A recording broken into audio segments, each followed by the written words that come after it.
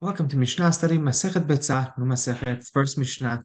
This Masechet is really going to discuss the laws of Yom Tov, right? I'd even point out that a lot of people actually refer to this Masechet as Masechet Yom Tov. We're going to open up with many laws of Muktzeh. So just really quickly as an introduction, we know something that is considered Muktzeh is defined by something that we pushed away, right? We're not going to eat this. We already had in our minds that we're not going to eat this item, use this item on Yom Tov. That's something that's considered muktzeh, right? Right? We set it aside from our mind. We don't have any intention to use it. There's also another concept called nolad. Nolad is something that was born, right, into this world on Yom Tov. And if something is nolad, it was created, right? Something new created on Yom Tov.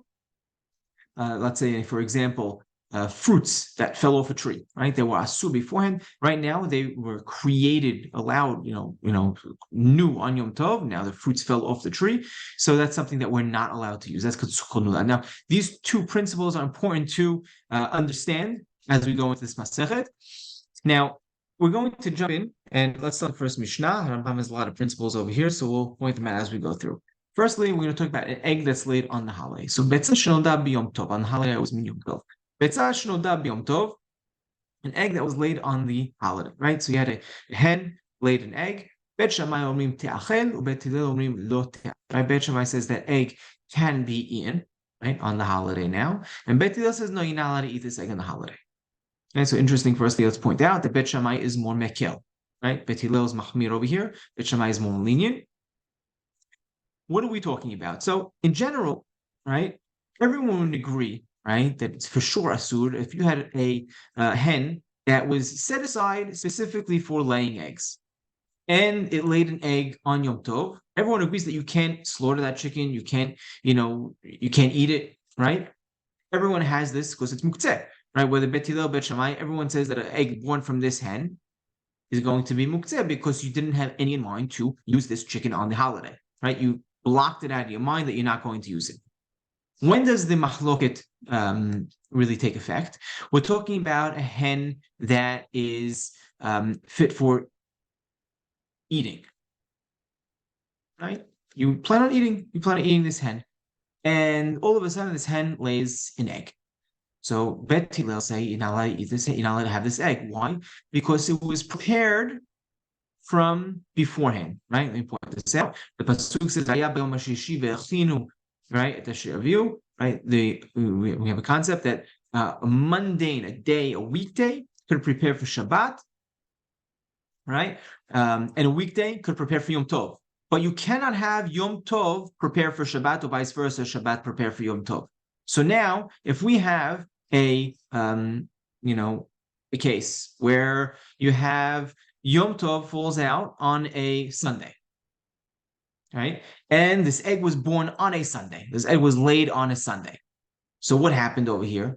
When was it ready? When was that egg fully developed and ready? It was ready on Shabbat. So it was Shabbat that prepared it for Yom Tov, right? And was laid on Yom Tov. So Bet Hillel would say you're not allowed to use it. Okay, so we just said if Yom Tov falls out on a Sunday, the egg was prepared on Shabbat, and then you're not allowed to have that egg on Sunday. Now, what happens, let me ask, if Yom Tov did not fall out the day after Shabbat? Let's say Yom Tov fell out on a Wednesday. The egg was prepared on a Tuesday, on a regular weekday. That should be allowed. Yes, technically it should be allowed, but Mishna says it's not allowed. Why? It's a gezerah because of the time when Yom Tov falls out after Shabbat. So all Yamim Tovim are going to be asur. Right? Gezerah atu Yom Tov achara Shabbat. Okay.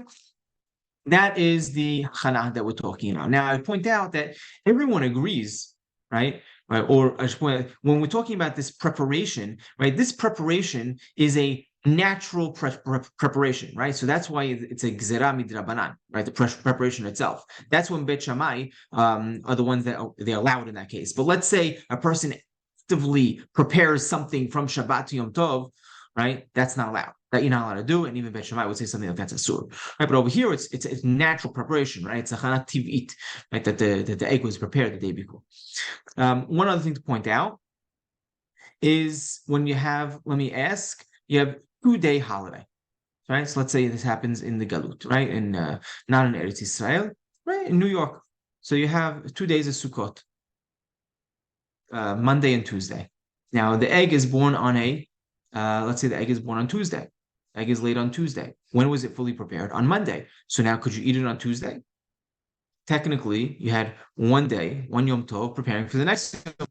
No, but over here, right, it's interesting. Over here, because it's two separate Kedushot, it's two separate days, right? And each one, right, is its own separate unit. Technically, right, only one of them would be the official Yom Tov, right? Misafek, we're keeping both, right? One is a mundane day. One is really Hol, the other one's Yom Tov. We're just not sure which one, so we end up keeping both. So we're not going to say over here that it's the Yom Tov preparing for Yom Tov, right? Unless we're talking about Rosh Hashanah, because Rosh Hashanah is Kedusha Achat, that's one long day. Good. Now we mentioned, right, Shabbat and Yom Tov, born on one day, egg laid on one day, the other one's Asur also. Now just also that when it's laid on, when we say you're not allowed to eat it on Yom Tov, you're also not allowed to carry it. It's muktzeh, right? That's the definition of muktzeh. You cannot move it. Okay, that's our first machlok between Bet Shammai and Bet Hillel, right? We said it's talking about any Yom Tov, egg that was laid on any Yom Tov. Bet Shammai says you're not allowed to eat. You're allowed to eat it today. Bet Hillel says you're not allowed to eat it today. And why? Because it's a gezerah, because of Shabbat, Yom Tov that comes after Shabbat. Next case, Bet Shammai omrim seor kazait vehametz kakotevet. When you have leaven, right, just a sourdough, you set it aside to use as your agent, right, your yeast agent in order to cause the bread to rise. So you have seor. That the size is a kazait, and hametz, the size is a kakotevet, which is a large size date. Bet Hillel omrim zev kazait. Both of them are the size of a kazait.